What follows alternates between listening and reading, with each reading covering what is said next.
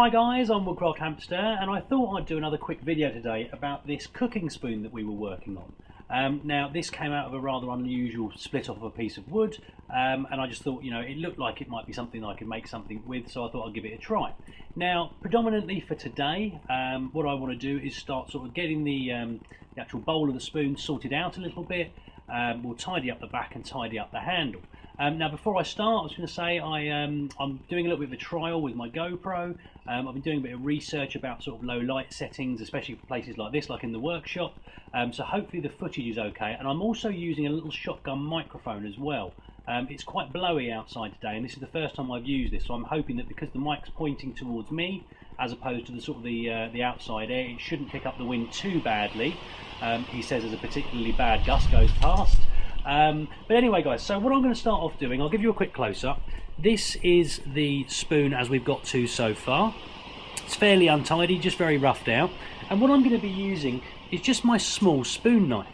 And to start with, all I really want to do is just start very carefully and gradually refining down the inside of this bowl.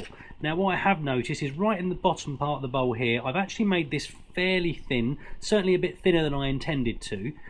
So my plan for this is basically just to try and smooth this out on the sort of the thicker sections, and leave that part alone so that I don't go through.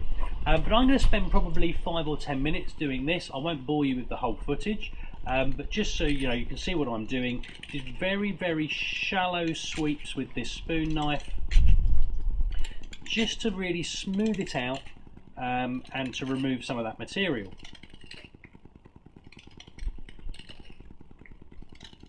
And the thing to remember guys, when you're using a spoon knife, you're not trying to gouge out really large piece of material.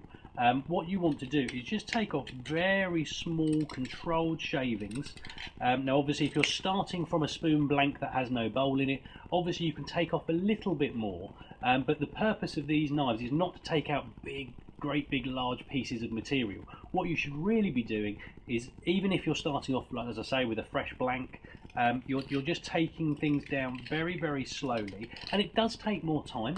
And I mean, that's, to me, that's one of the joys of wood carving, is I can sit here for an hour, 2 hours, half a day, a whole day sometimes, just very carefully and slowly kind of whittling away. Now there's two benefits to that. One is that you're not, how do I put this, you know, you're not risking, if you like, taking off too large a chunk and ruining what it is you're working on. And secondly, the slower you go through things, the more you will see how it's progressing. And if you decide you want to start change the line slightly, or move away from what you were doing and you alter it in some way, you have that ability when you're taking very small cuts. But anyway, as I say guys, I'm going to carry on for the next sort of 5 or 10 minutes, and I'll come back once we've made a bit of progress.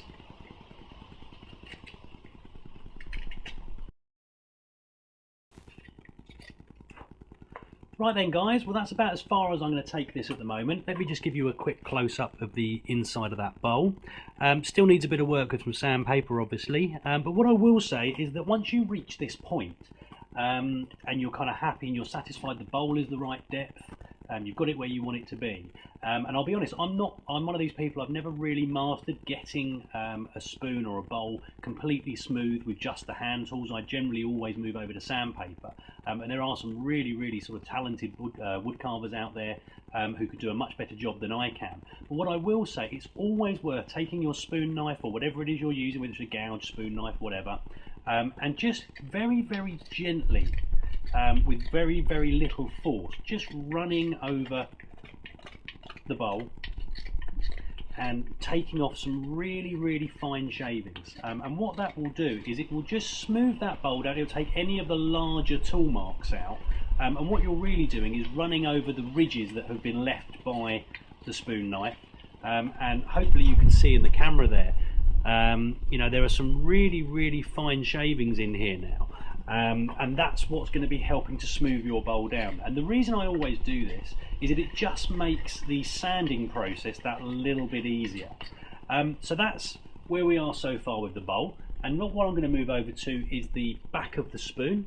And all I really want to do is, again, very similar kind of thing, and I'll move a little bit closer for this just so you can see what I'm doing. So taking my knife, all I'm really doing is just smoothing off all these lines that I've made with the axe and the knife, just to try and round everything off.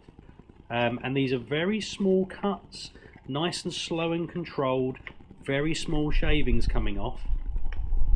And what that will do is, once you've finished this, it will allow you to have a nice smooth back to your spoon. Now there is quite a big knot in here, which is going to be a problem. I may have to spend a bit of time sanding that out. But certainly for the most of this, we should be able to get this nice and smooth. So again, what I'm going to do is spend maybe 10-15 minutes smoothing this out. And one thing I will do before I cut off, just to show you this, so you can see here I'm starting from sort of just below where the spoon starts to curve up into the handle, and that's where I'm taking my downward cuts towards the end of the spoon. The reason I'm doing that is if I start up here somewhere, I'm going to split off a larger chunk of wood, and I really don't want to do that. So I'll start from here, moving down, really small shavings. When I'm done with the lower part of the spoon, or the back of the spoon, I'll flip this over and I'll start coming down this way towards the handle. That way, because of the way the grain of the wood wants to go, that will prevent any kind of splitting, or at least prevent it as much as I possibly can do. But as I say, guys, I'm going to spend another sort of 5, 10, 15 minutes just smoothing this down, and I'll come back once we've made a little bit of progress.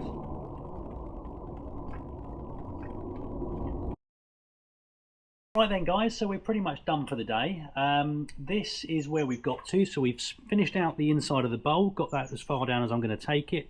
We've smoothed down the back as well. So there's still a few tool marks in there, but essentially when that's fine, that'll all come out with sanding. I've done a little bit of tidying up on the handle. I've left it quite thick because I do like a thick handle for cooking spoons and things like that. And just before I go, there was one quick thing I wanted to show you with your spoon knife. Now, if you've got a decent spoon knife where the edge comes all the way back down to the handle, and most spoon knives will have that, and you're working on a part of your spoon or your project where you've got a curve in here like this, what you can do is actually take the lower edge, so the edge that's closest to the handle of your spoon knife, and use it almost like a potato peeler for carving these curved sections. So let me move around a bit so you can kind of see what I'm doing. And essentially it gives you really good control in these curved sections, and it just allows you to kind of smooth off those areas in a nice controlled manner. And also, you know, when you're smoothing down straight areas like this, you can kind of use it in the same fashion. And again, where you're on a join there, you just want to make sure you work from one side towards the other, just to kind of tidy it off. But again, just a little quick tip on a good use of a spoon knife from me. So I hope it was useful, guys. As I say, this is now going to dry out until we're ready to sand, and I'll bring you that back for that part. Hope it was useful though. Comments and questions in the box below. Hit like and subscribe if you'd like to see more, and I hope you'll all join me next time. Thanks, guys.